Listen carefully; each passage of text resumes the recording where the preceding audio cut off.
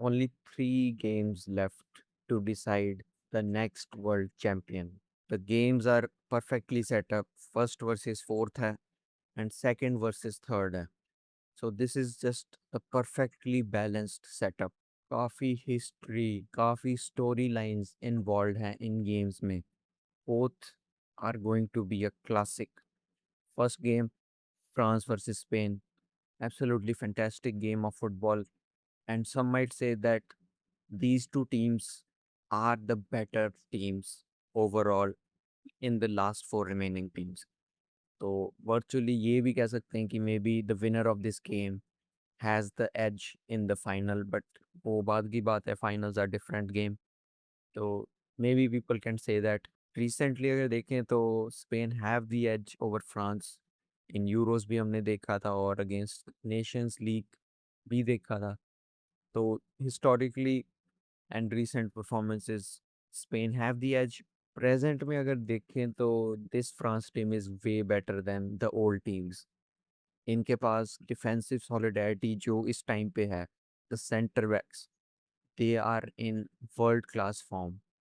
This is the best centre back pairing in the world right now. Club के comparison में भी कहूँ तो I think still Saliba Upamecano किसी भी क्लब के सेंटर बैक से बढ़िया परफॉर्म कर रहे हैं. और जो फॉर्म है फ्रांस की इस टाइम पे, which is unbelievable. They were just cruising through games.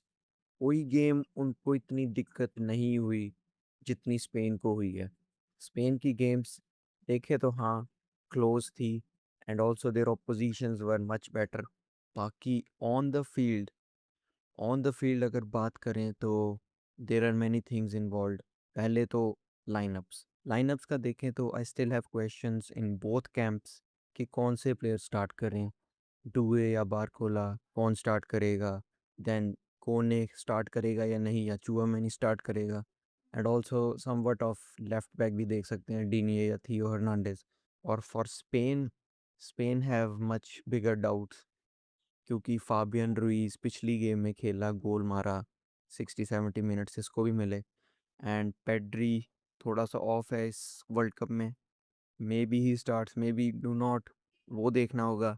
Then the right back situation, Porro start करेगा, लोरेंटे स्टार्ट करेगा. लोरेंटे इस गेम के लिए बेटर सूटेड है क्योंकि he has the pace and defensively he is much better.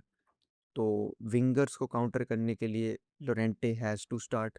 बाकी तो coach पे है कि what does he prefer, what does he need. And the last thing will be about Baena versus Nico Williams. Nico Williams हमने देखा है कि हाँ, he has the quality, he has something that Spain do not have, the pace. The pace on the counters will be very effective and also he can take his man on.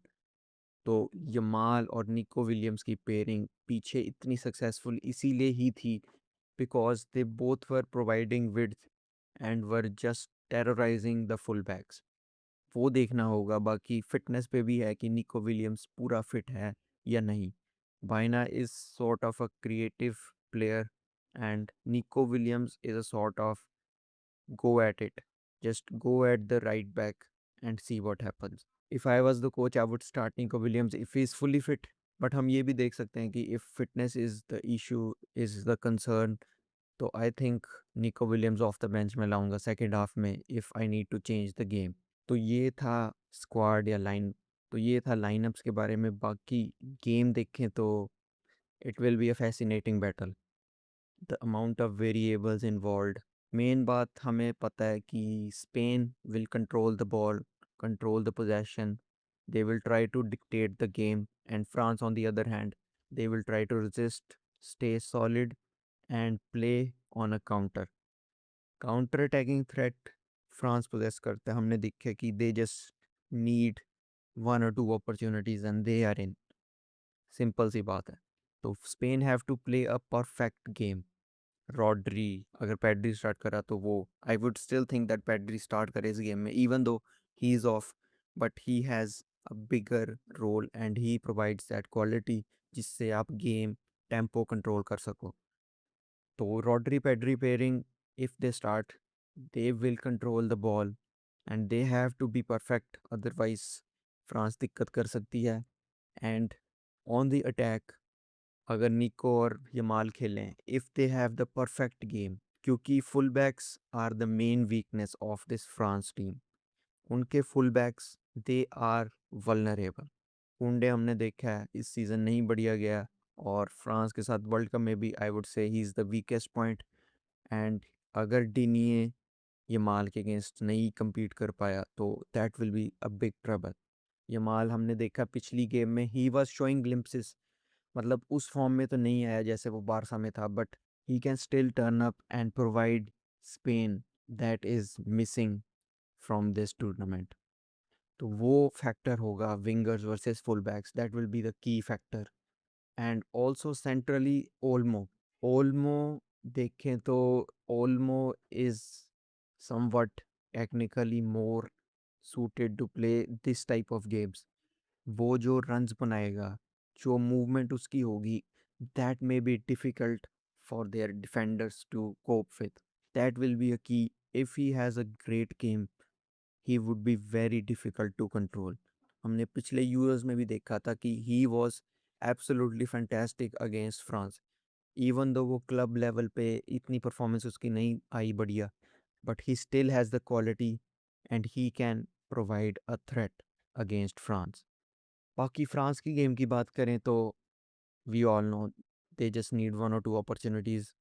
and on the wings, जो threat है इनका, Dembele versus Cucurella will be fascinating battle। Cucurella is defensively solid too, but Dembele, currently the Ballon d'Or winner, he can do things। वो देखना होगा, काफ़ी fascinating battle होगी। And the main threat जो France का होगा if they have the ball is simply Michael Olise. पिछली games में हमने देखा अगेंस्ट पैराग्वे, अगेंस्ट मोरक्को, कि फ्रांस को अगर आप फ्रस्ट्रेट करना चाहते हो तो ओलीसे को आपको शट डाउन करना होगा। And Paraguay and Morocco to some extent did that. उसके पास बॉल उतनी फ्री स्पेस में नहीं अगर आएगी, then France will have difficulty in creating.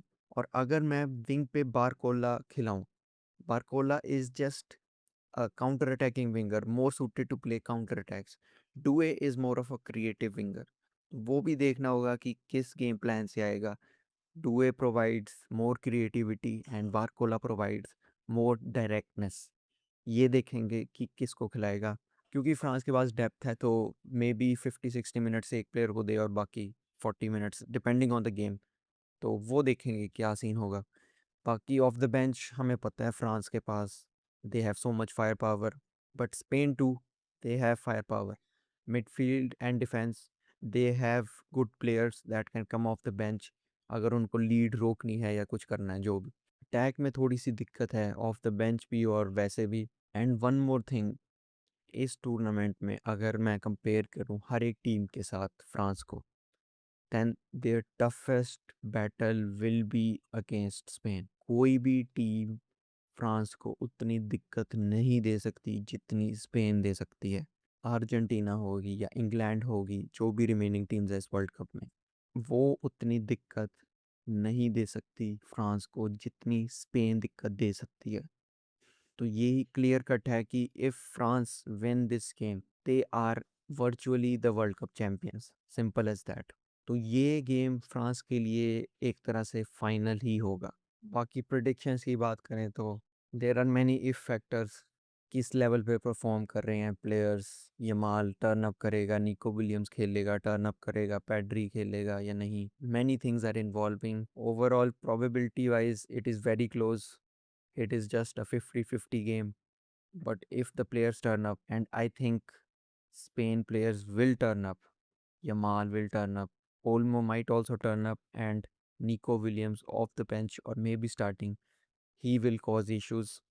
For me, I think ये होगी एक upset, and Spain will defeat France and reach the final of the World Cup। So this is my prediction। Score line अगर देखें तो I think it will be 2-1। I think both teams will score the goal। मतलब possibilities तो काफ़ी है, game कुछ भी हो सकता है, अर्ली गोल हुआ तो गेम चेंज हो सकती है। काफ़ी टफ है इस गेम को कॉल करना, but still think that Spain have the as.